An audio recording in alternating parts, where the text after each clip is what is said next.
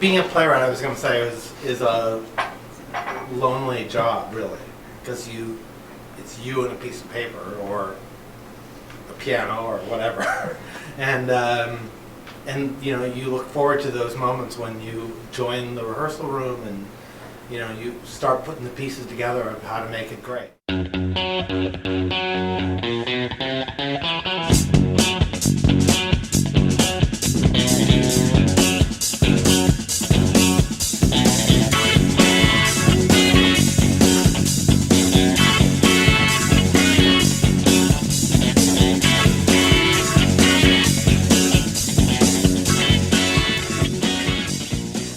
It is about the future, and it's a disaster play. It's a play in which the grid is down. Now, we're exposed to a lot of that kind of stuff in TVs and movies and stuff like that. It's just an excuse in this play to wrangle with the importance of art. And takes this theme and runs with it to how important it is to tell stories, to figure out who we are, and how, of course, that will change in a gridless society.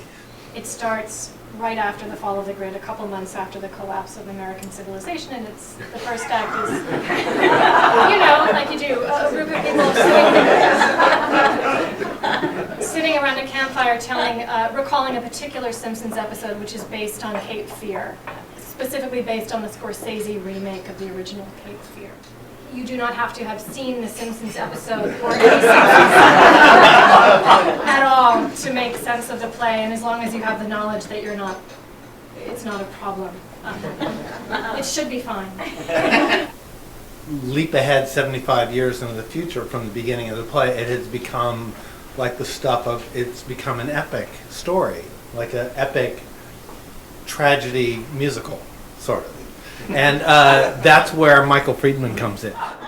Yes, you're a grim one, Mr. Burns, who every angel spurns. You fill one with concerns and make one's stomach churns. And my touch it, you know my touch it, feels like ferns, won't spread germs. Oh yes, my touch it. And then a lot of other things happen. Thank you very much.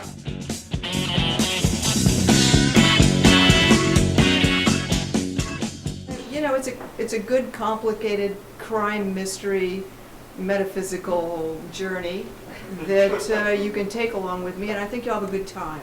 There's lots of good laughs in it, if you just like to laugh, and there's other things to think about if you want to think about things. Like anything can happen in this play, because one of the characters is a crazy... Especially the way it's cast. Yeah, one of the characters is a crazy Catholic nut job who has an imaginary world of saints. She has her own private hagiography, but it's a romance and a love story. It's a redemption story because the guy she falls in love with has done something bad. But it's a natural platform for her to sort of express her point of view. Those are all the reasons why I love this play.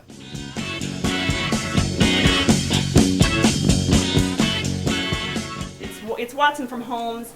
It's Watson, the supercomputer that IBM built to play Jeopardy, and then it's also Watson from the invention of the telephone, Alexander Graham Bell's assistant, immortalizing the famous sentence, "Mr. Watson, come here, I want to see you." And then there's a fictional Watson of my own creation, and it's a love story and a mystery, and they're crossed, and there's time jumping in it, and plenty of shenanigans and good stuff. And it is about, it's about the helper and what it's like to be the helper, but it's also about, the experience of being dependent on other people and also on devices and machines and objects, and what that experience is all about for us, and how we are sort of increasingly, I think, seduced into being dependent on devices, hoping that they will be less unreliable than people. It's sort of a silly play in a way. These two actors get cast in a bad 1930s drama, which was really fun to write, I have to say. They kiss each other over and over again, so it's sort of about, I wanted to investigate what is that when actors kiss each other. I think because every play I've ever written has had somebody kiss in it. So I spent sort of a decade watching people come to work and kiss each other. And oh, that's your job to do that. What is that to have that job? And how much of it is external and how much of it is internal and how much of it is an illusion. So that's what the play is about. And I wanted to say I'm just really happy to be back at Playwrights Horizons, and I think it might be one of the few theaters where an artistic director at a party would say, "Writer, come stand next to me."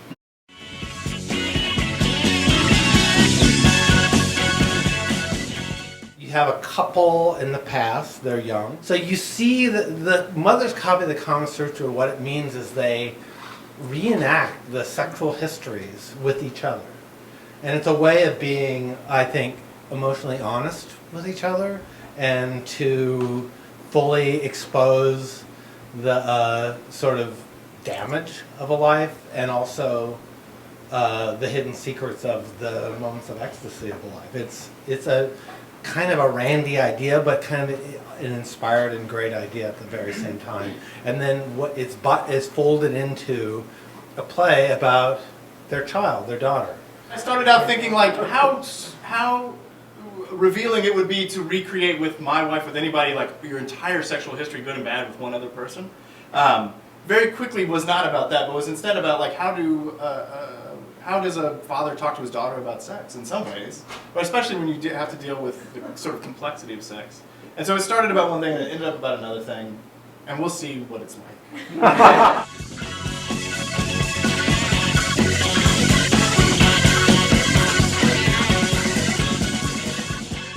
And it's a contemporary fable, and there's a fortune teller, and there's a blackout, and there's rendezvous in train station. There's fate. There's chance. Play just had a successful is an understatement. A production at Dallas Theater Center, and they're clearly in the right trajectory because the Dallas community went crazy for it. In 2003, I was in the blackout in New York, and I had the most amazing experience. And I thought, I want to write something about this one day. When I experienced that first blackout in 2003, I happened to be in the lobby of Playwrights Horizons. So I don't know what that says, I don't know what that means, but it feels like this was meant to be. As the melody soars, and though it was real, it doesn't feel like it could be. That night when you said to me that I've got 2 tickets for La Traviata.